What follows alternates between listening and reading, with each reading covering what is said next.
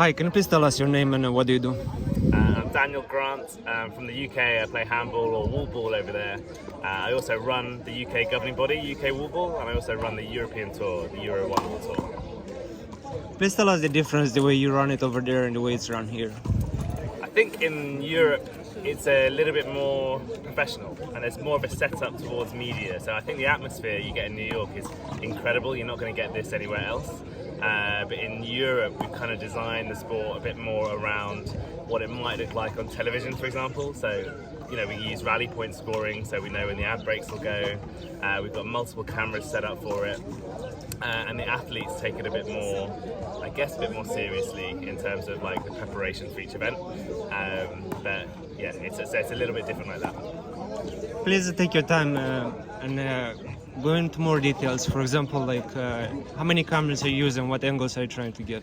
So in December last year, we ran our first elite stop, which is where we basically, we have a ranking system in Europe, and we're going to have a ranking system that we're going to introduce to the world quite soon. But it's a ranking system in Europe, and what we do is we pull the best players from each country.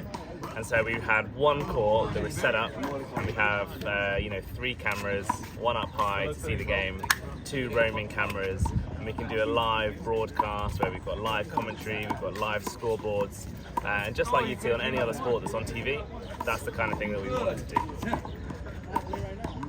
What else you say you do professionally that it's different?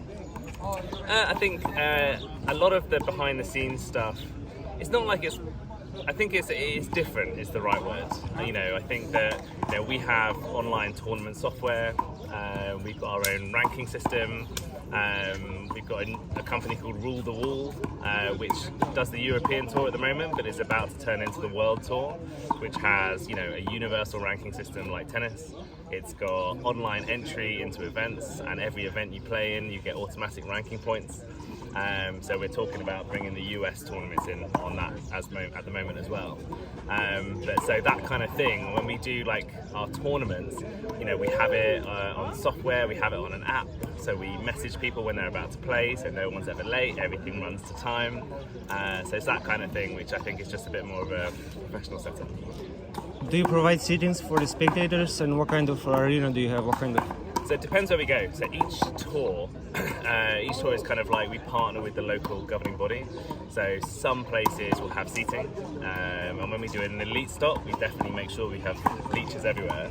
But if we go to Belgium, we have seating. If we go to some other countries, there's a little bit of seating. Kind of depends on what's there in the country. Please tell us about the European tour, when it is and how does it go?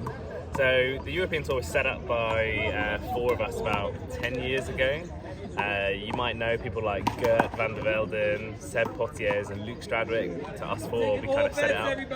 And we started off with Grand Slam events, so the big mass participation events. That's the UK Open, Belgian Open, Dutch Open, Spanish Open. And over time, other ones have been added to that. And then over COVID, we started to add really small events too. So we let anyone host an event, even if they have one court and a few players. Those were series events, and that just means that more people in the community can get involved, even if it's a small event. So now we have events that run from small all the way to big, and then all the way to like pro. What are the top players in your country right now? The top player in the UK and Europe at the moment is Luke Thompson, who will be playing in the last 16 here in a minute. He's incredible. He's just got better and better and better. He's my doubles partner too, so that's helpful. But we also have players like Sasha from Spain, Conor McElduff, Lurs Ayrusta, who's been here playing as well, and there's a guy from Belgium called Loic. These are like the top 5 that will mix in quite happily with the A players in the US. Luke Thompson says he has nobody to play with almost. What's the problem? It's unfortunately, I had that problem. So when I was number 1 in Europe, I had no one, there's no competition.